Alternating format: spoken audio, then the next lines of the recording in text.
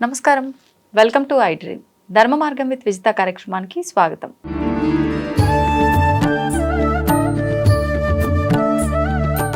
నమస్తే అమ్మా.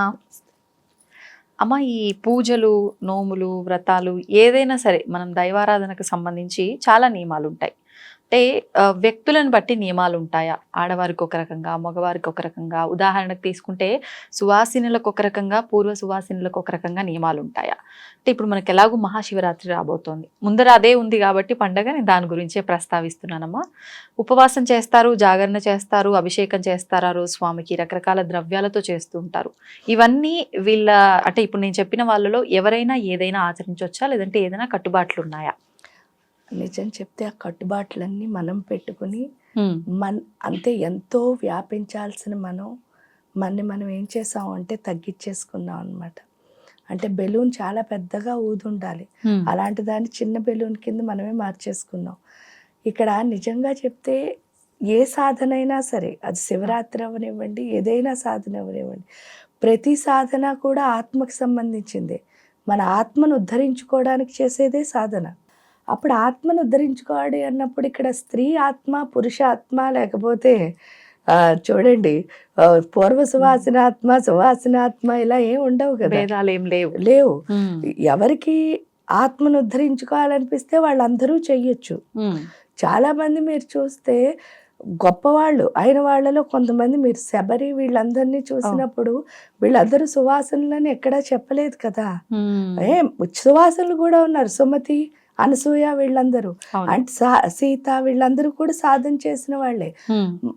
వాళ్ళు గొప్పయ్యారు, వీళ్ళు గొప్పయ్యారు. మరి కుంతీదేవి, పాండురాజు చనిపోయిన తర్వాతే కృష్ణుడిని పూర్తిగా సేవించి ఆఖరికి మీరు చూస్తే కృష్ణుడు ఆవిడకి కనిపించడము, యుద్ధం ముందు చెప్పడం, ఇదంతా మనం విన్నాం భారతంలో. మరి అదే కనుక నిజమైతే వాళ్ళు చేయకూడదు కదా. అప్పుడు చేశారే అనుకోండి, కృష్ణుడు వచ్చి వాళ్ళకి కనిపించకూడదు కదా, ఏ దేవత వచ్చి వాళ్ళకి దర్శనం ఇవ్వకూడదు కదా. ఇక్కడ ఆత్మ సమర్పణకి అసలు శరీరానికి సంబంధం లేదు. అలాంటప్పుడు సువాసిని అంటే కూడా చాలా మంది తప్పుగా అర్థం చేసుకునేది ఏంటంటే, భర్త ఉన్న వాళ్ళని సువాసినీలు అనుకుంటున్నారు. అక్కడ సువాసిని అర్చన ప్రీత శోభన శుద్ధ మానస అని చెప్పారు ఆల్రెడీ. అంటే అర్థం ఏమిటి? సువాసిని అంటే ఏంటి? శుద్ధమైన మనస్సు కలది. అంటే మంచి మనస్సు ఉంటే చాలు, వాళ్ళు సువాసునులే. చాలా మంది మంచి మనసున్న ఎంతో మంది చూస్తే మీరు, ఎందుకంటే నేను చూస్తాను, ఒక ఆవిడ పాపం ఏ పూజ చేయలేనండి, జస్ట్ దండం పెడతాను, ఒకసారి మా ఇంటికి రండి అంటే, పాపం చాలాసార్లు అడిగారు ఒకసారి మా ఇంటికి రండి అని. ఎందుకు అని చెప్పి వాళ్ళ ఇంటికి వెళ్తే, వాళ్ళ ఇంట్లో ఒక పాప ఉన్నదమ్మా. ఆ పాపకి ఇప్పుడు 30 ఏళ్ళో 40 ఏళ్ళో ఎన్నేళ్ళో కూడా తెలియదు. ఈవిడే చాలా ముసలావిడ. అయితే ఆ పాపకి చేతులు పనిచేయో, కాళ్ళు ఏమీ పనిచేయో. ఆవిడ మంచం మీదే పడుకుని ఉంటుంది. ఆవిడ ఎంత బాగా చెప్పారంటే, నా అమ్మవారు ఈవిడే అమ్మ అని చెప్పి ప్రతి క్షణం ఆవిడ అన్నం పెట్టడాన్ని నైవేద్యం కింద ఎంతో బాగా చేస్తున్నారు ఆ పిల్లకి సేవ. అది మరి ఏమవుతుంది? దైవ పూజ కదా, దేవుడు అలాగే తీసుకుంటాడు. ఎందుకంటే దైవం మానుష రూపేణ, ఆయన చెప్పాడు కూడా కదా, అనన్యా చింతయంతో మా ఏ జన పరిపాసతే. అంటే నేను డైరెక్ట్గా వచ్చి నీకేమి సహాయం చెయ్యను, నా భక్తుడిని ఎవరినో పంపించి నీకు సహాయం చేయిస్తాను. అంటే అర్థం ఏమిటి అంటే, ఎవరైనా సరే. అయితే మీరు మనుషుల గురించి అంటే, స్త్రీ చేయొచ్చా, పురుషుడు చేయొచ్చా, సువాసన చేయొచ్చా, పూర్వ సువాసన చేయొచ్చా, వీటన్నిటికీ మనకు ఆల్రెడీ ఆన్సర్ వచ్చింది. దీనికంటే ఎవరూ చేయకూడదు అని చెప్పడానికి అసలు, అంటే ఎవరైనా చెయ్యొచ్చు, ఈ సృష్టిలో చెయ్యకూడనిది ఏదీ లేదు అని చెప్పడానికి ఒకే ఒక ఎగ్జాంపుల్ ఏంటి అంటే, మీరు కార్తీక పురాణం చదువుతారు, రోజుకొక అధ్యాయం చెప్పిన, అందులో ఒక అధ్యాయంలో ఉంటుంది ఏమని అంటే, ఒక బ్రాహ్మణుడు కార్తీక మాసంలో ఉపవాసం సోమవారం రోజున నక్తం చేసి, ఆ నక్తం తిన్న తర్వాత కొంచెం ప్రసాదాన్ని వదిలేసి ఆకుని గోడ బయట వేస్తారు. గోడ బయట వేసేసరికి అక్కడ ఒక కుక్క ఆ ప్రసాదాన్ని తిని ఈ పూర్వజన్మ స్మృతి కలిగి ఈ బ్రాహ్మణుడితో మాట్లాడుతుంది అని మనం వింటాం అందులో. అంటే ఇక్కడ అసలు ఏ జీవి చేయకూడదు, ఎందుకు చెయ్యొచ్చు అని చెప్తున్నాను అని అంటే, మీరు విన్నప్పుడు ఆ సర్వాంతర్యామి సర్వాంతర్యామి అని 100 సార్లు చెప్తాం. అవును. మరి ఆ సర్వాంతర్యామి అన్న పదాన్ని మనం ఎందుకు గుర్తించటం లేదు? ఉమ్. ఎందుకు అంటే అందరి లోపల అంతరంగా దేవుడు ఉన్నాడు. ఉన్నాడు. మరి అందరి లోపల అంతరంగా ఉన్న దేవుడిని చూడడం కోసం చేస్తున్నదే ఈ పూజ. పూజలు. అలాంటప్పుడు ఎవరి లోపల ఉన్న దేవుడిని వాళ్ళు చూడాలి కదా! చూస్తేనే కదా వాళ్ళు అవును. ఏదైనా చేయగలుగుతారు ప్రపంచానికి. ఉమ్. అందరూ చేయొచ్చు అని చెప్పడానికి ఇంకెంతకంటే ఏమీ ఆధారం లేదు. అందువల్ల ఏ జీవైనా సరే చెయ్యాలి అన్న జిజ్ఞాస ఉంటే చాలు, ఉమ్. ఏ పూజ అయినా చేయొచ్చు. అది పూర్వ సువాసనలు అని అసలు ఎప్పుడైనా అన్నప్పుడు చాలా బాధ ఎందుకు బాధ. కలుగుతుందంటే, అసలు వాళ్ళని ఎందుకు మనం అలా చూపించాలి? అవును. అవును. ఎందుకంటే ఆత్మ అన్నది అభివృద్ధి చేసుకోవాలని కానీ, ఆత్మజ్ఞానం సంపాదించాలని కానీ ఎవరైనా చేయొచ్చు. ఎందుకంటే కౌసల్య, సుమిత్ర, కైక వాళ్ళు ముగ్గురు దశరథ మహారాజు లేనప్పుడు కూడా చేశారు కదా! చేశారు. ఎందుకు చేశారు అంటే వాళ్ళు అందుకే అంత గొప్పవాళ్ళయ్యారు. కుంతీదేవి చేసింది. మరి ఇవన్నీ మనం చదువుకుని మళ్ళీ ఇక్కడికొచ్చి ఉమ్. వాటి నుంచి మనం ఏం చేయాలి? నేర్చుకుని ఆచరించాలి. ఆచరించాలి. ఆ ఆచరించినప్పుడు మనం ఇంకా చదవడంలో అర్థం లేదు కదా! అవును.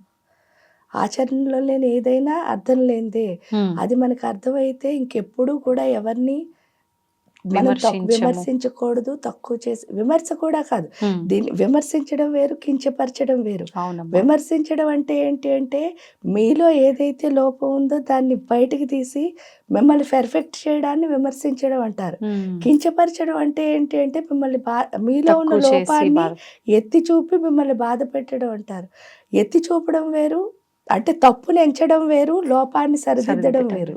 అవునమ్మా, కరెక్ట్. తప్పును ఎంచడాన్ని కించపరచడం అంటారు.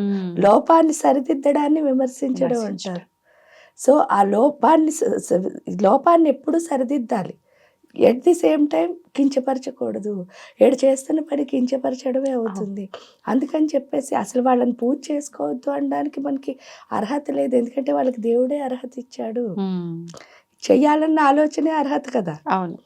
కాబట్టి హ్యాపీగా వాళ్ళని చేసుకొనివ్వాలి. అంతే. అంతే. వీళ్ళకి ఎట్లాగూ చేయడానికి చేత కాదు. కానీ ఇలాంటి మాట్లాడి అలాంటి వాళ్ళని ఇబ్బంది పెట్టి ఇంకా వాళ్ళని దూరం చేస్తారు తప్ప ఇంకేమి ప్రయోజనం లేదు ఇక్కడ.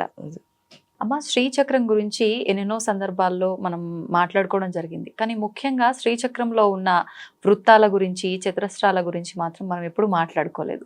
అంటే అక్కడ ఏదైనా ఒకటి ఇవ్వబడింది అని అంటే శ్రీచక్రంలో ఉండే విధానంలో ప్రతి ఒక్కదానికి ఒక్కొక్క వివరణ ఉంది. మరి ప్రత్యేకించి ఈ వృత్తాలకి, చతురస్రాలకి సంబంధించి ఏదైనా ఆంతర్యం ఉందా? దాని గురించి వివరించండి. తప్పకుండా. ఇది ఏంటి అంటే ఇక్కడ చతురస్రం అంటే ఈ నేను అన్నది ఇక్కడ అమ్మవారికి అసలు శ్రీచక్రం అన్నది ఎలా ఏర్పడింది అని చెప్పుకున్నప్పుడు మామూలుగా అమ్మ ఓంకారం ఏదైతే శబ్దం వచ్చిందో నాదమని ముందుగా ఈ సృష్టి మొదలైనప్పుడు ఓంకార శబ్దం నుంచి హ్రీంకార స్వరూపిణి కింద లలితాదేవి రాజరాజేశ్వరి స్వరూపం కింద వచ్చింది. ఆ వచ్చినప్పుడు ఆవిడ యొక్క రేఖాగణితాన్ని చిత్రీకరించినప్పుడు ఈ శ్రీచక్రాకారము అన్నది వచ్చింది. ఇక్కడ ఏంటి అంటే ఆ తల్లి నుంచే మనందరం వచ్చాం. అది చూడండి, ఫస్ట్ బిందు 1 నుంచి మొదలై అనేకం కింద మారడం మనందరం ఈ సృష్టి అంతా. అందుకే దాన్ని సృష్టి క్రమము అంటారు. రెండోది ఏంటి అంటే ఇప్పుడు నేనేం చేస్తాను, ఆ శ్రీచక్రానికి పూజ చేసి ఎవరిలో కలవాలని వెళుతున్నాను, ఆ పరమేశ్వరిలో కలవాలని వెళుతున్నాను. అంటే నేను ఈ అనేకం అన్నీ కలిసి మళ్ళీ ఎందులో కలవాలనుకుంటున్నాయి, ఆ ఒకటిలో కలవాలని ఏకం అవ్వాలనుకునేది ఏదైతే ఉందో దాన్ని సంహార క్రమం అంటారు. ఈ సంహార క్రమంలో మనం చతురస్రాన్ని తీసుకున్నప్పుడు అంటే మొదట ఆవరణ ఇటు నుంచి వెళ్ళినప్పుడు చతురస్రం వస్తుంది, అటు నుంచి వచ్చినప్పుడు బిందువు వస్తుంది. ఈ చతురస్రానికి ఉన్నది ఏంటి అని అంటే అనేకం అని చెప్పుకున్నాం. ఇక్కడికి వచ్చేసరికి చతురస్రం మనం చూస్తే నార్మల్గా హ్యూమన్ అంటే ఒక మానవుడి యొక్క మూలాధార చక్రం కూడా చతురస్రాకారంలోనే ఉంటుందంటారు. ఇక్కడ చతురస్రం అంటే అర్థం ఏమిటి అంటే లిమిటేషన్ అన్నమాట. అంటే అన్ని భూమికి సంబంధించినవే ఉంటాయి. అందుకే మూలాధార చక్రాన్ని భూతత్వం అని పిలవడానికి కూడా కారణం. భూమికి సంబంధించినవి అంటే ఏంటి అంటే నాకు ఇది కావాలి, ఇది లేకపోతే నేను లేనేమో, లేకపోతే చూడండి ఏంటంటే ఈ డ్రెస్ వేసుకోవాలి, కావాలి, ఇలాంటివన్నీ ఏవైతే ఉన్నాయో మొత్తం అన్నీ మనకి వేళ్ళతో సహా అంటుకుపోయి ఉంటాయి చెట్టులాగా. అవును. అంటే అన్ని కావాలనిపిస్తోంది. ఉమ్, ఈ లిమిటెడ్ అంటే అన్ని లిమిటెడే, కోరికలన్నీ లిమిటెడ్, మన లిమిట్ చేసేస్తున్నాయి కదా. అవును. ఈ లిమిట్ గా ఉన్న మనం ఎలా మారాలి అంటే వ్యాపక చైతన్యం కింద మారాలి. ఉమ్, అందుకని చెప్పేసి ఇక్కడ ఏంటి అంటే అణిమా సిద్ధి మొదలుకుని సర్వత్రికండా వరకు ఉన్న వీళ్ళందరూ ఏంటి అంటే మనం ఈ లిమిటెడ్ గా అంటే దేహానికి ఏదైతే మనం లిమిట్ అయిపోయి ఉన్నామో ఉమ్, మనని కాస్త ఏం చేస్తున్నారు అంటే వ్యాపక చైతన్యంగా మార్చి, అందుకే నెక్స్ట్ వెంటనే మీరు చూస్తే వృత్తాలు కనిపిస్తాయి. ఆ వృత్తాలకు ఉన్న సిగ్నిఫికెన్స్ ఏంటి అంటే మీరు చూడండి, ఉమ్, మామూలుగా చతురస్రం అయితే 4 పాయింట్లు ఉంటేనే గీయగలుగుతాం, అవును. కానీ వృత్తం అలా కాదు. 360 డిగ్రీల యాంగిల్లో మీరు ఎంత కావాలంటే అంతే. అంటే ఈ లిమిటెడ్ నుంచి మనం ఎందులోకి వెళ్తున్నాం, ఆ, అన్లిమిటెడ్లోకి వెళ్తున్నాం. ఆ అన్లిమిటెడ్లోకి వెళ్ళేటప్పుడే ఫస్ట్ 3 వృత్తాలు ఉంటాయి మీకు. ఉమ్, ఆ 3 వృత్తాలు ఏంటి అంటే మనలో ఉన్న కామాగ్ని, జఠరాగ్ని, జ్ఞానాగ్ని మన ఏది లిమిట్ చేస్తుందో, ఇప్పుడు మనం వ్యాపక చైతన్యం వైపు కొంచెం వెళుతున్నాం. వెళ్తుంది. అంటే మన దృష్టి మారి అయ్యో నేను వీటితో ఉండకూడదు, ఇంకొంచెం నేను ఎదగాలి. ఉమ్, ఆ ఎదగాలనుకుని మనం ఎప్పుడైతే బయలుదేరామో అప్పుడు ఎదిగించడానికి అమ్మవారు చూడండి అక్కడ ఉన్న 3 వృత్తాలు ఏంటి, ఉమ్, మనలో కామాగ్ని. కామాగ్ని అంటే అర్థం ఏమిటి, మనకి బోల్డ్ అని కోరికలు. కోరికలు. అంటే ఇది కావాలండి, అది కావాలండి, అది అన్నీ కావాలి మనకి. ఎందుకు అన్నీ కావాల్సి వస్తున్నాయని ఒక్కసారి మనం ఆలోచించుకున్నాము అంటే ఉమ్, అన్నీ కావాలనుకుంటాము. కావాలనుకున్న తర్వాత చాలా కష్టపడాలని కొంతమంది ట్రై చేస్తారు, ఉమ్, చాలా మందికి ఈజీగా వస్తే కూడా ఇష్టం. అంతే. అంటే 90% ఈజీగా రావడాన్ని ఇష్టపడతారు, ఇష్టపడతారు. కష్టపడి ఎవరు తెచ్చుకోవాలనుకోరు. అవును. అంటే వాళ్ళలో ఏం లేదంటే కామాగ్ని మటుక్కుంది, ఉమ్, జఠరాగ్ని లేదనమాట. ఉమ్, జనరల్ గా 90%కి కామాగ్నే ఉంటుంది. జఠరాగ్ని ఎవరికి ఉంటుందో వాళ్ళు ఏం చేస్తూ ఉంటారంటే తపన, అంటే దాన్ని ఎలాగైనా సాధించాలి. అంటే నాకు ఒక కోరిక వచ్చింది, అది నేను సాధించాలి. ఉమ్, సాధిస్తూ ఉన్నప్పుడు ఏమవుతుంది అంటే ఏదైనా మనం తెచ్చుకున్న తర్వాత ఒక పీక్ టైం తర్వాత ఒకటి అవుతుంది, ఇంకోటి వస్తుంది, ఒకటి అవుతుంది, ఇంకోటి వస్తుంది. ఉమ్, అప్పుడు మన మనస్సుకు అనిపిస్తుంది ఎప్పుడు ఇంతేనా, కానీ దీనివల్ల నాకేమొచ్చింది అని ఆలోచించుకుంటే వైరాగ్యం ఏమి రాలేదు, నాకేమి రాలేదు. అంటే ఒక హ్యాపీ నేను ఫీల్ అవ్వలేదు అవును. నిజంగా కూడా. అంటే ఒక కార్ కొనుక్కోవాలనుకున్నారు, సపోజ్ కొనేసుకున్నారు. ఎన్ని రోజులు ఆ కార్ని చూసి మీరు మురిసిపోగలరు? ఇంకో దాని మీద కోరిక పుట్టినంత వరకే. అంతే, మళ్ళీ దీని మీద ఏం వ్యామోహం ఉండదు. ఉండదు. అది మనకి ఎప్పుడు అర్థమైందో అంటే ఇది కాదనమాట. అప్పుడు మన మనసు ఏమవుతుంది అంటే డిఫరెంట్ గా ఆలోచించడం మొదలెడుతుంది. ఉమ్, ఆ డిఫరెంట్ గా ఎప్పుడు ఆలోచించిందో అసలు నాకు ఇన్ని కోరికలు ఎందుకు వచ్చాయి ఉమ్, అని ప్రశ్నించుకుంటే ఆన్సర్ ఏమిటి అంటే నాకేమి కావాలో నాకు తెలియదు, అందుకనే అన్నీ చుట్టుకుంటున్నానని అర్థమవుతుంది. ఎప్పుడు అర్థమైందో మనకేం కావాలో మనం అర్థం చేసుకుంటాం, అదే జ్ఞానాగ్ని అంటే.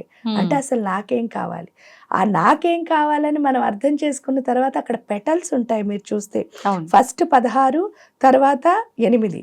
ఈ అష్టదళ పద్మం, షోడశ దళ పద్మం ఇది ఏం చేస్తుంది అంటే స్లోగా ఉమ్, మనలో ఉన్న లోపాలని తొలగిస్తూ ఆ, ముందుకు తీసుకువెళ్తుంది.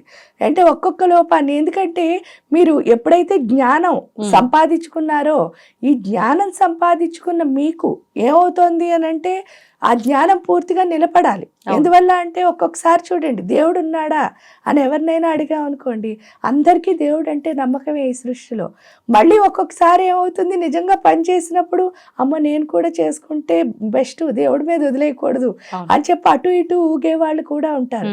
ఇందులో అటు ఇటు ఊగే వాళ్ళు 80% పైనే ఉంటారు, ఒక 20% స్ట్రాంగ్ గా ఉంటారు. ఈ స్ట్రాంగ్ గా ఉండడానికి ఇటు అటు ఊగడానికి, అంటే ఇక్కడ దేవుడి విషయంలో అని కాదు, ఏ విషయంలో అయినా సరే అటు ఇటు ఊగేవాళ్ళు చాలా మంది. దానికి కారణం ఏమిటి అంటే మనలో ఉన్న లోపాలే. మనకి పూర్తిగా దాని మీద ఏం రాలేదు, అవగాహన రాలేదు.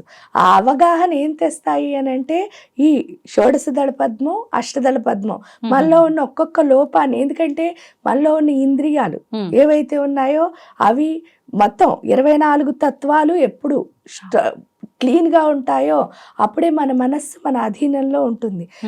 ఈ అష్టదళ పద్మం, షోడశ దళ పద్మం మన మనస్సుని మన అధీనంలోకి తెస్తుంది. అంటే మనం అనుకున్నది ఏదైనా సరే అనుకున్న దాన్ని అనుకున్నట్టు ఫోకసివ్ గా చేయడం, అటు ఇటు ఓగకుండా.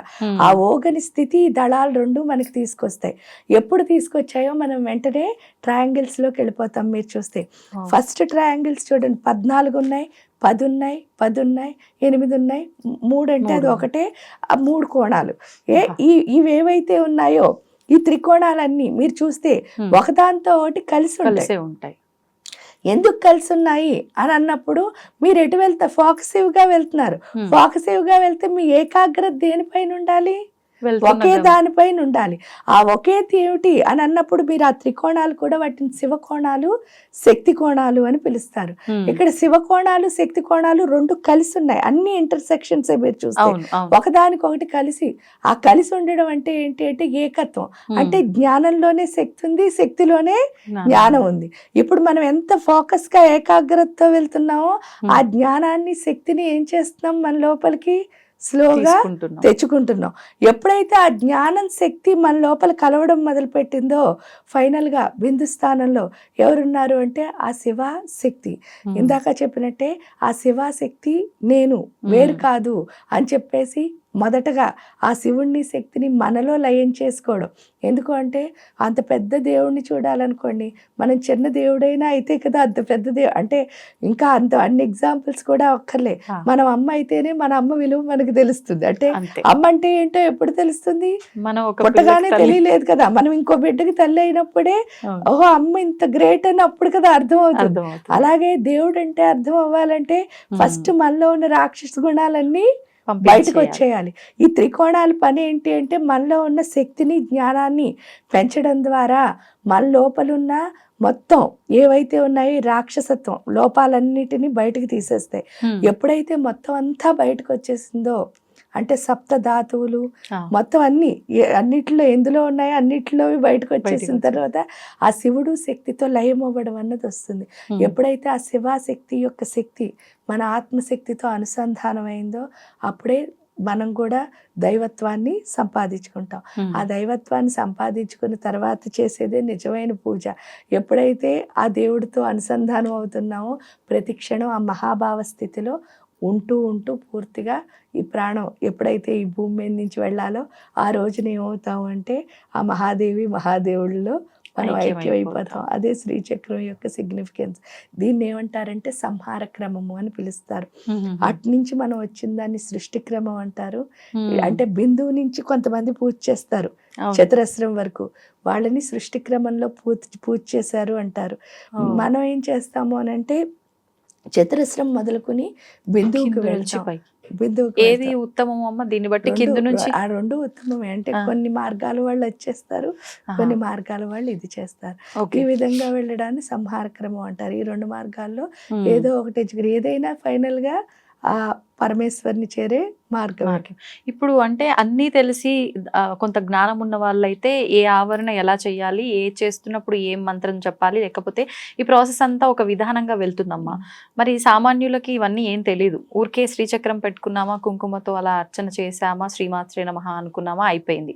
మరి ఇటువంటి వాళ్ళ పరిస్థితి ఏంటి? మీరు చెప్పిన విధానం అంతా జరుగుతుందా? అలా చేసినా ఈ విధానం అంతా జరుగుతుంది. ఎప్పుడు అంటే చక్కగా వాళ్ళు పువ్వులు పెట్టారా, లేకపోతే కుంకుమ వేశారా, ఇదంతా జనరల్గా ఏంటి అంటే నార్మల్గా ఒక ఇంట్లో పూజ చేస్తే కుంకుమ కంటే పువ్వులే శ్రేష్టము. ఎందుకు శ్రేష్టము అంటే కుంకుమ అన్నది రజోగుణము.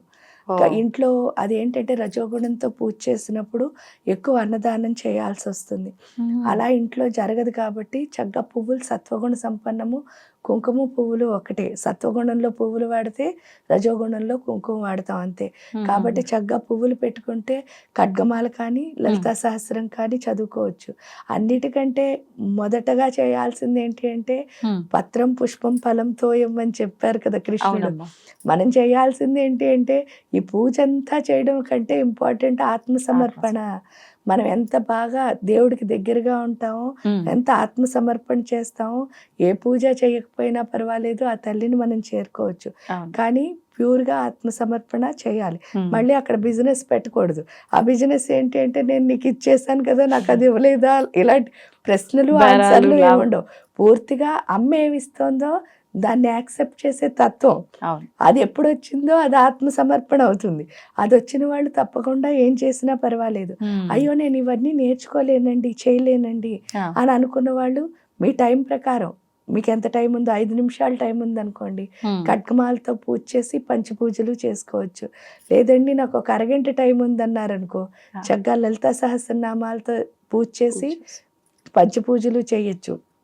అలా కాదండి, నాకు ఒక గంటన్నర టైం ఉందంటే శ్రీ సూక్తంతో అభిషేకం చేసి శుభ్రపరిచి దానికి చక్కగా బొట్టు పెట్టి లలిత సహస్రంతో చేసి షోడశోపచార పూజ కూడా చేయొచ్చు. ఈ విధానంలో కూడా శ్రీచక్రాన్ని అర్చించవచ్చు. అంటే ఏ రకంగా మనకు ఆచరించగలము అంటే ఆ రకంగా ఆచరించుకోవచ్చు, తప్పేమీ లేదు. ధన్యవాదాలమ్మా.